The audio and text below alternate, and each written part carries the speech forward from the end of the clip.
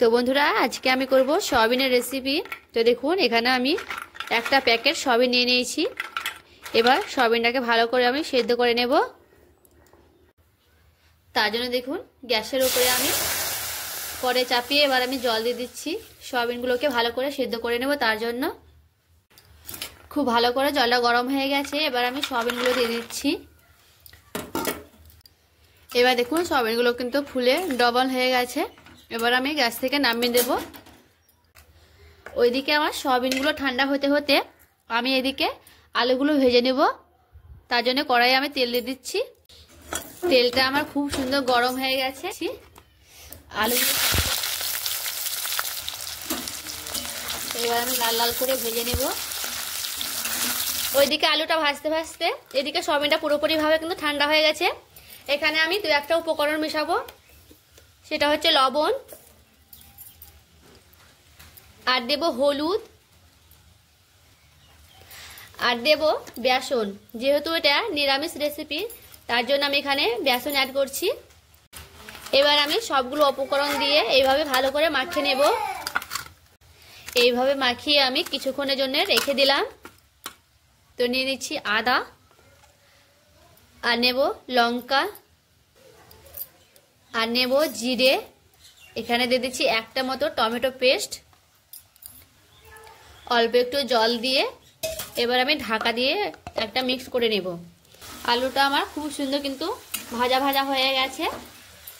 এবার আমি থালাতে উঠিয়ে নেব।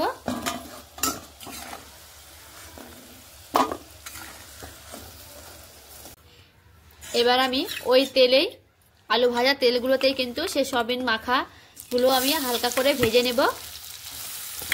এখানে আমি সবগুলো একসঙ্গে কিন্তু ভেজে নিচ্ছি।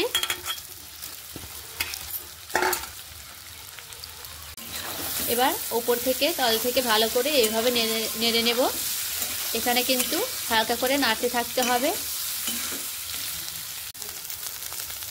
দেখুন সয়াবিনগুলো কিন্তু আমি খুব সুন্দর লাল লাল করে ভেজে নিয়েছি। সয়াবিনগুলো কিন্তু আমার ভাজানো হয়ে গেছে। এটা কিন্তু খেয়াল রাখতে হবে যে বেসন দিয়েছি, তার জন্য কিন্তু একটু সময় ধরে ভালো করে সয়াবিনটাকে ভেজে নিতে হবে যেন কাঁচা গন্ধটা না থাকে বেসনের। এবার আমি নামিয়ে নেব। এবার আমি নামিয়ে নিলাম সয়াবিনগুলোকে। আমি ওই কড়াইয়ের মধ্যে দিয়ে দিচ্ছি সরষের তেল। গরম হয়ে গেলে দিয়ে দিচ্ছি শুকনো লঙ্কা, আর দিয়ে দিচ্ছি কটা গোটা জিরে। তেলটা আমার খুব সুন্দর কিন্তু ভালো করে গরম করে নিয়েছি, আর গরম হয়ে গেছে। সেই মশলার পেস্টটা আমি দিয়ে দিচ্ছি। এবার আমি দিয়ে দিচ্ছি স্বাদ মতো লবণ। লবণটা স্বাদ মতো দিয়ে দিতে হবে। তো হলুদ। ভালো করে মশলাটাকে আমি কষিয়ে নেব। যতক্ষণ না মশলার কাঁচা গন্ধটা বেরিয়ে যাবে ততক্ষণ কিন্তু কষতে থাকতে হবে মশলাটা। দেখুন মশলাটা কিন্তু খুব সুন্দর কষানো হয়ে গেছে আর মশলা থেকে কাঁচা গন্ধটা বেরিয়ে গেছে। এবার আমি সেই আলু আর সয়াবিনটা একসঙ্গে দিয়ে দিচ্ছি।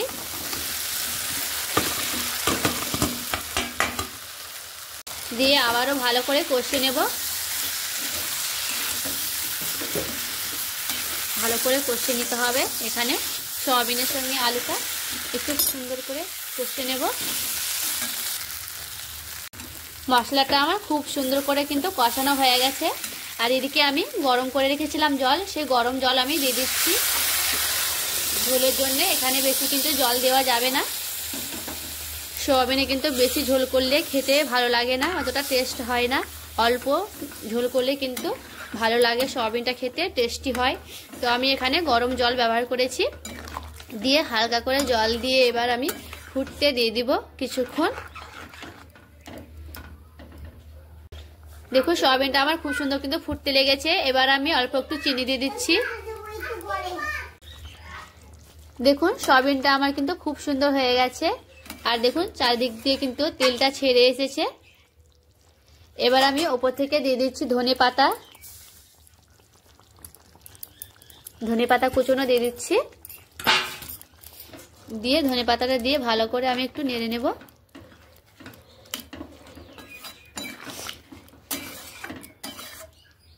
সয়াবিনটা আমার পুরোপুরি ভাবে কিন্তু রেডি হয়ে গেল। এবার আমি নামিয়ে নেব। সয়াবিনটা এবার আমি নামিয়ে নিচ্ছি। বন্ধুরা, সয়াবিনটার কালার কত সুন্দর এসেছে। দিনে সয়াবিন একবার এইভাবে রান্না করে খেয়ে দেখুন, দেখবেন মাছ মাংস থেকেও কিন্তু নিরামিষ রেসিপিটা খেতে কিন্তু খুব সুন্দর লাগবে। আর দেখুন এখানে আমি কিন্তু কোনো রকমের কালার দিইনি, কাশ্মীরি লঙ্কার গুঁড়ো ছাড়াই যে এত সুন্দর কালার হয়, সত্যি না দেখলে বিশ্বাসই করবেন না। তো প্লিজ ভিডিওটা কেমন লাগলো অবশ্যই কমেন্ট করে বলবেন, আর ভালো লাগলে লাইক করবেন, চ্যানেলটাকে সাবস্ক্রাইব করে আমার পাশে থাকবেন।